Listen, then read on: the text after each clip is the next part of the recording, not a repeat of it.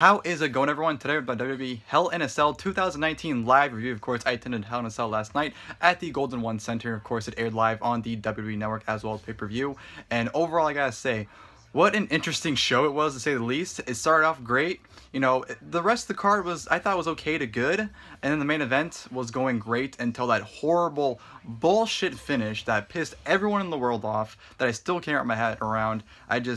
I don't know, that was so fucking ridiculous, and it still makes no sense to this moment. I don't know, it was stupid, and I just can't believe they went with that route. But overall, I will say I did have a very fun time. You know, I had a great time at Hell in a Cell. I enjoyed it. I had fun, which all that matters to me, that I had a good time. So that's all that matters. But yeah, overall, the show, like I said, I still thought it was fine. I thought it was a good show. Like I said, I enjoyed it. The first two matches were spectacular. Like I said, the card kind of got to okay to good. You know, we had some okay matches, and we had some matches that were pretty damn good. And then main event, that whole, you know, fiasco, ridiculousness that happened. I'll get into that later, but overall, I had a good time, and I still thought it was a good show overall. I got to the arena, and I missed the kickoff match, which was Natalya versus Lacey Evans, which I'm sure no one really even cared about. I'm sure I missed absolutely nothing anyways, because I was in line for merch, and then, of course, I got food and drinks afterwards. But in the merch line, I didn't get anything besides one thing, and that was, of course, the event shirt. If you guys have been following my channel for a while, you know every show I go to, I usually get at least the event shirt if I go to like a pay-per-view or something. But I did get the event shirt, which is this right here. Of course, you have a big picture of the Fiend, and it says Hell in a Cell. Looks like a shirt you'd honestly get at like Walmart, you know, like those old WWE shirts that they would have like a superstar or whatever on. It's honestly what it looks like, but it's a cool pose with Fiend, and you know, it's an event shirt, so that's why I got it. And of course, on the back, it says I was there, the date, and of course Sacramento, California in the back. So yeah, I always get these no matter, you know, how many shows I go to. I always like to get in the event shirt.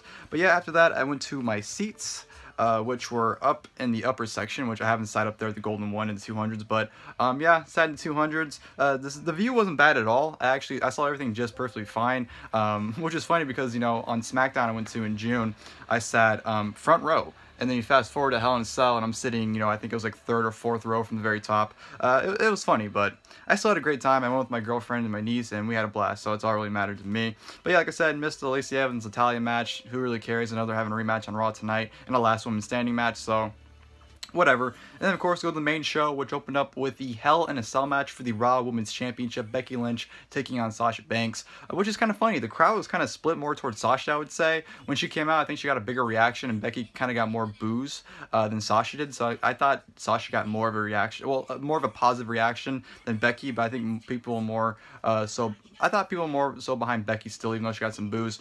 But this match, by far, was easily the best match of the night. It was absolutely awesome. These women literally went out there and beat the fuck out of each other. You know, right from the get-go. Sasha Banks didn't even wait for the cell to lower. She threw Becky into the cell. They brawled on the outside. Then eventually the match took place back in. Becky wouldn't let them lock in the cell, took the chain, beat Sasha with the chain, then, of course, locked the cell herself. So I thought that was great. And then they just beat the shit out of her, like I said. They went all over the cell. They used kendo sticks, chairs, ladders. They were using pretty much anything to get their hands on at that point. And I thought it was awesome, the spot where Sasha hit a Meteora on Becky through a table. I thought was great. Love the spot where Sasha put up the two kendo sticks, and then Becky put the chair, or maybe Sasha did, I don't remember, put the chair up there. But then Becky put Sasha up on the chair that was held up by the kendo sticks on the cell, and then Becky runs off the apron, does a drop kick into that. I thought that was a great spot. And then, you know, back in the ring, Sasha Banks locked in the bank statement, but used the kendo stick to kind of choke Becky Lynch. That was great. And Becky and Sasha, by the way, they were laying their shit in, which was just even better, because like I said, they were legitimately trying to beat the shit out of each other, and it really played out that they were laying their stuff in. I think Becky tossed the chair into Sasha's head, or, you know, I don't know, maybe her chest, but Becky, you know, chucked the chair at Sasha at one point, and Sasha tried to hit her with the chair, but Becky was able to avoid it. Becky hit the exploder suplex into the cell. They utilized the cell pretty good too, might I add. I thought they were, you know, using the cell pretty good to their advantage, and it was awesome. Better than their Clash of Champions match, and definitely was a great blow-off.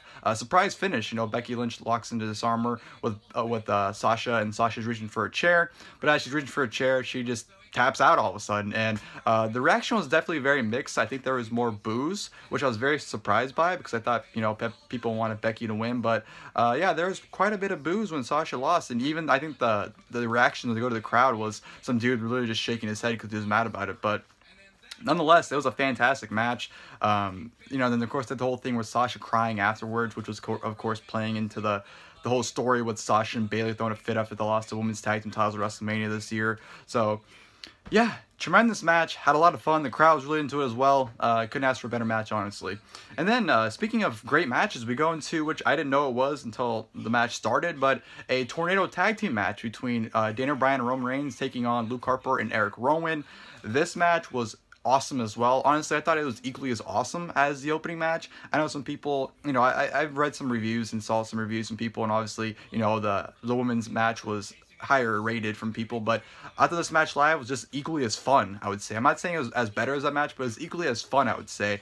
They definitely utilized the tornado stipulation greatly. A lot of great sequences as well. I thought all four competitors worked really great together. You know, Erick Rowan using the steel steps, which him and Harper, I mean, they've always been a great tag team, but they really showed in this match how great of a team they were.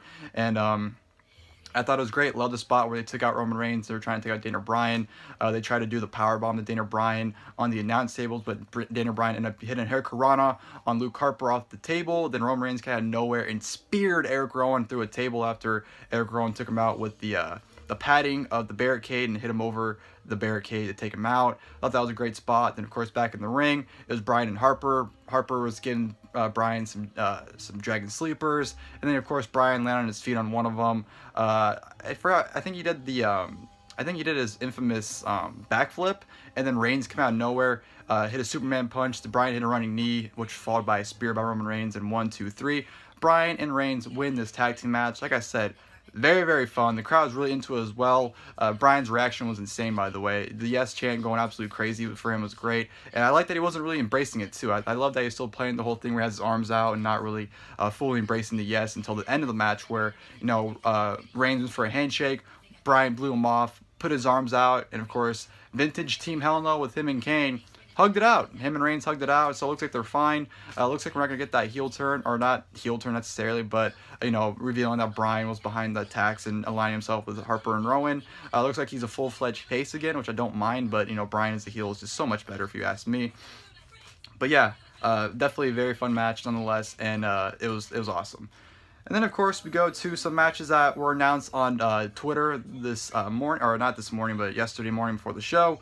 We had Randy Orton taking on Ali, which this match was fine. Just, honestly, the crowd didn't give a shit about Ali, which took away from it. No one really cared. And, I mean, plus, we had sat through two, you know, awesome matches, so it's kind of hard to really care about this match. So it was good. You know, it wasn't bad or anything, but just the crowd didn't care for it, and the crowd kind of woke up towards the end for Randy Orton. Everyone was really behind Orton, and then, you know, they did the infamous great spot where Orton goes for the RKO, but Ali does, like, a handspring up and, you know, tries to take out Orton, you know, goes for the DDT, does where he goes, you know, dives through the ropes, and, well, not DDT, the face buster, but as he goes for that, and Orton hits an RKO out of nowhere, 1, 2, 3, pins Ali. Not really much of a match. Definitely TV, which, by the way, majority of these matches were just, this show in general, this show was more of like a TV show. It really wasn't a pay-per-view feel to it. It was more of like a Raw or a SmackDown feel to it, which I didn't mind, really, but it really wasn't a pay-per-view. It was kind of more of a Raw or SmackDown, obviously. But yeah, Orton defeats Ali. And of course, we have the WWE Women's Tag Team titles being defended. Alexa Bliss and Nikki Cross taking on the Kabuki Warriors. This match, honestly, was boring. I don't think anyone cared for it. I saw on Twitter that people really liked this match. But live, I don't think people cared for it. It was boring. No one was really buying into it. It's just, I don't know. The Kabuki Warriors have never been booked greatly since they've been a team. So it's kind of hard to get behind a team that no one really cares for. But I will say, the finish of this match was great. You know, Bliss got the tag into Alexa Bliss. Alexa Bliss is Bliss. I'm stupid. Alexa Bliss got the tag in Nikki Cross. Nikki Cross, you know, hit the neck breaker on Kairi Sane after she put her knees up for the insane elbow. Asuka broke it up. Asuka got the tag, ran roughshod onto Nikki Cross, and then it looked like Nikki Cross was getting the upper hand. But then Asuka out of nowhere with green mist. Vintage Tajiri, green mist, Nikki Cross ends up hitting a spin kick in 1, 2, 3. Asuka and Kairi Sane are your brand new WWE Women's Tag Team Champions. Definitely was surprised by the title change. Didn't see it happening, but I think a heel Kabuki Warriors Tag Team title reign definitely would be a lot of fun. And I think, you know, it was the right call. Even though I like to see a Bliss and Cross. Hopefully they stay a team because they definitely still have something with them. They definitely shouldn't split them anytime soon. But Kabuki Warriors winning the tag team titles was a surprise to me. Wasn't expecting it. But it was, you know, like I said, it was a boring match, but the finish was fun. I'll get to that. Backstage, Street Profits, which led to Truth and Carmella coming out. And then Tamina came out of nowhere and pinned Carmella on the 24/7 title. So I don't know where Tamina coming out of nowhere winning the championship came from. I don't know why I chose her of all people, but it happened. So Tamina was the 24/7 champion. 6-man tag team match, the OC taking on the Viking Raiders in a mystery partner, which I'm pretty sure everyone in the world knew was going to be Braun Strowman. And it was a fun match. I liked it. The Viking Raiders worked pretty well with the OC. And Braun Strowman and AJ Styles is a program I wouldn't mind seeing.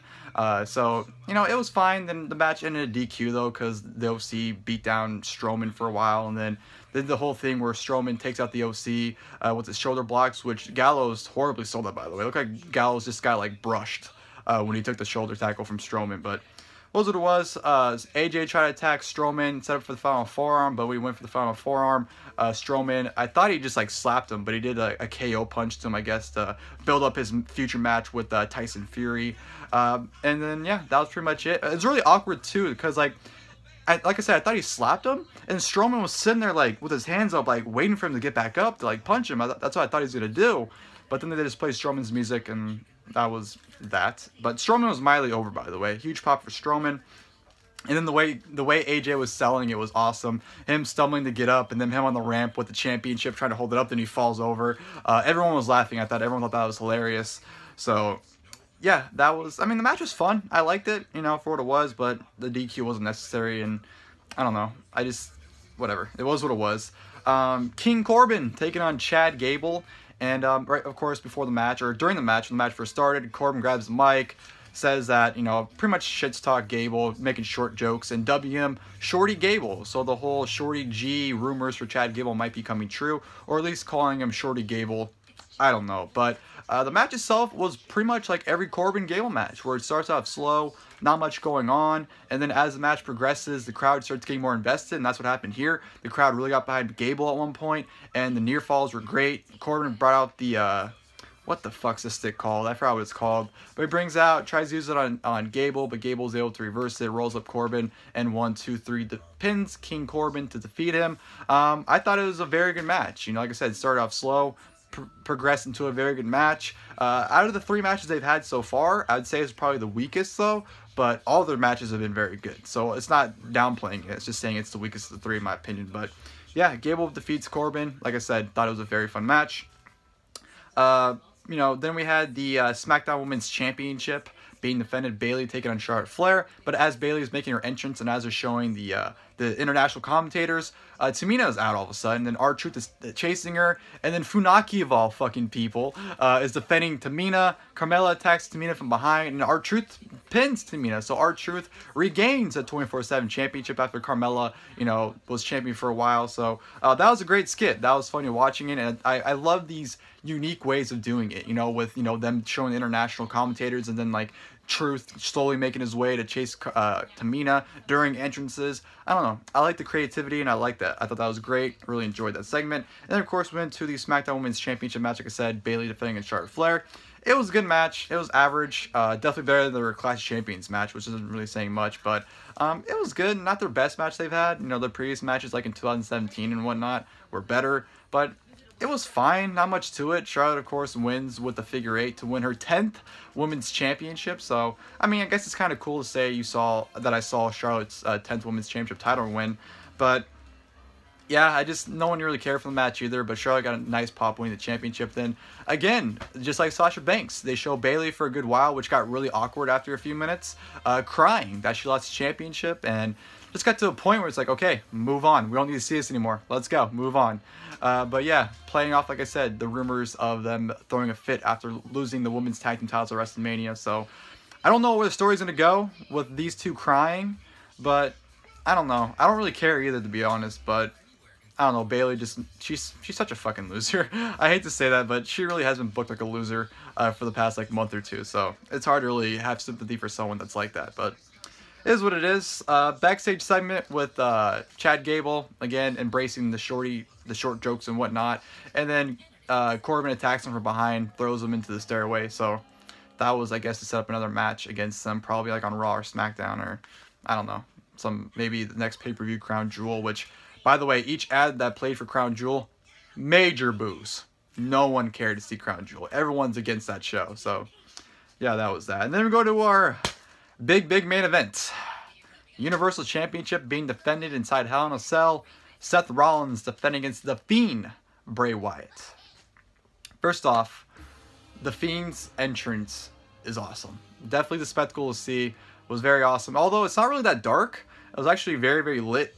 Not saying like it's lit. Someone will get that if they're watching. But like you can see him. It was very clear to see him walking. It wasn't pitch dark or anything like it appears on TV.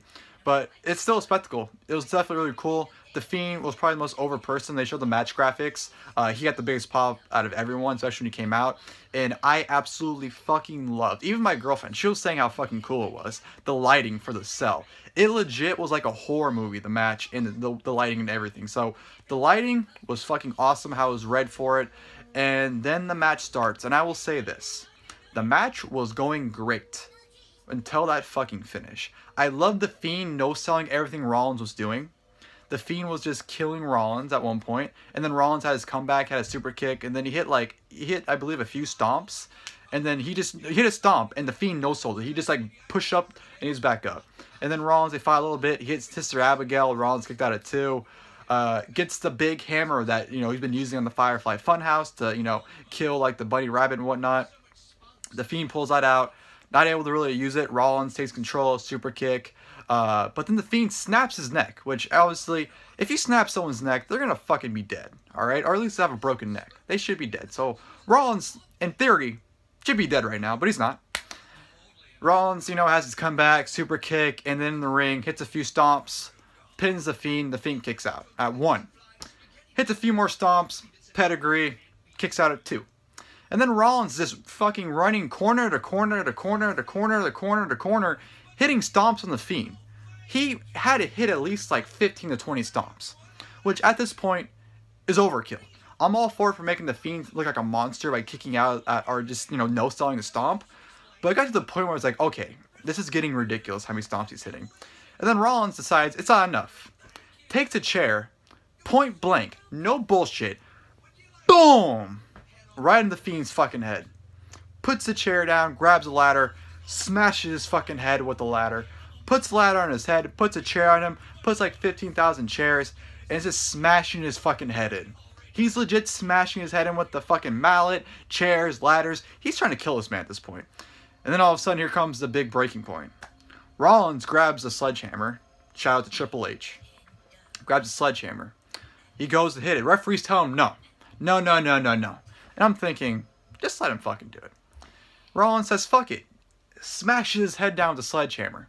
And the referee goes, you've gone too far. Ring the bell. I don't know if the match ended a DQ, no contest, what the official decision was made. It was never said. But Rollins retains the Universal title because the match ends in no contest, disqualification, whatever. Everyone's fucking pissed. Everyone, I haven't heard boos so fucking loud and I don't know how long.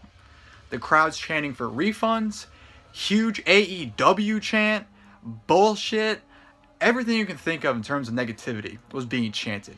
People were pissed. And then, of course, afterwards, as they're trying to get Rollins out, they're trying to put the Fiend on a stretcher. Rollins is, like, in the Fiend's face to, like, make sure he's fucking dead. Boom! Mandible claw by the Fiend. He's mandible clawing Rollins on the outside. Rollins is spitting blood out. And as this beatdown is happening with the Fiend, the crowd's chanting, restart the match, which I'm thinking, yes, the Fiend is obviously fucking fine. Restart the goddamn match. And then he's doing the choke, Rollins spitting blood. They're doing the whole light scene with the whole weird sound effects. They're, the weird sound effects. And then the lights go out. Then you have the Fiend's laugh. And then he comes back and they do the whole thing where the lights, going on him. They're trying to make him look scary. But everyone's booing the fuck out of this because everyone knows, okay, this means the match is going to restart. So everyone's booing. And then the lights go out, and they show the graphic, and as soon as that graphic in the corner shows for like the show's ending, even more boos. The crowd got so fucking hot with boos. Everyone's booing the shit out of it, and the show ends. And I'll tell you this, they kept the lights off still for like a solid 5 minutes after the show ended. Because everyone was booing, and they knew the moment the lights came back on, the crowd was going to boo still. So the lights are out, everyone's pissed, chanting refund, AEW bullshit, and then after a while, the lights come back on, and even louder boos. People are like, you know what? You turn the lights back on. Because everyone thought they kept the lights off because they knew everyone hated that. they didn't have the balls to turn it back on. But then they turned it back on, and everyone's booing, everyone's pissed, and then everyone just left pissed off. And then, man, such a bullshit ending, dude. Like, they've done a lot of shit endings, and I've been to a lot of shows with some bullshit endings, but, like, that takes the cake in terms of, like, nonsensical bullshit. You know, it's so stupid. I hate when they put two guys in a match they don't want to lose. Don't book a fucking match where you don't want either guy to lose. Simple as that. But they can't fucking seem to do that. Even my girlfriend, who doesn't even fucking watch wrestling. She only really watches it when I watch it, and she's slowly getting into it more and more. Even she was saying how fucking ridiculously stupid that was. Like, she had no expectations, and even she was disappointed by that. Like, come on. It's a match that could only be won by pinfall or submission, yet you fucking DQ'd the guy or ruled it a no contest because he went too far. What the fuck? A Hell in a Cell is supposed to be barbaric. That's what they dubbed this match as, the most barbaric, destructive match in WWE. And what do? You end the match because the guy went too far. Really?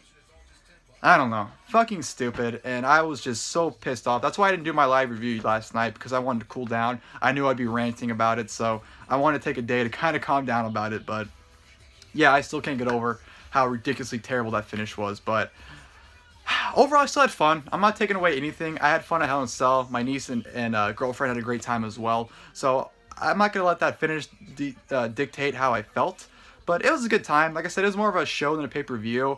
But I still had fun. I enjoyed it. I am looking forward to watching it back, because I do want to see how it was on the network airing of it. Because, oh, you know, the TV is always different than being there live. So I am looking forward to watching it back again. But overall, from a live perspective, I thought it was a good show. I enjoyed it. The first two matches were awesome. The rest of the card I thought was okay to great. Honestly, there wasn't a bad match. Like, even the main event, the terrible finish, it wasn't bad. The match wasn't bad itself, but the finish was, which really killed it all. But everything else, I would say there wasn't a bad match in the show, honestly. I thought it was a good show. I didn't think there was anything bad on it. Like I said, if anything, there was an okay match, but nothing bad still. But yeah, Hell in a Cell, like I said, just a really bad ending to which I thought it was a good show. I had fun overall. But yeah, hope you guys enjoyed the video. If you guys did, please feel free to butchered that. Hope you guys enjoyed the video. If you guys do, please feel free to leave a like below. And of course, until next time, I'll see you guys there. Thank you guys for watching the video.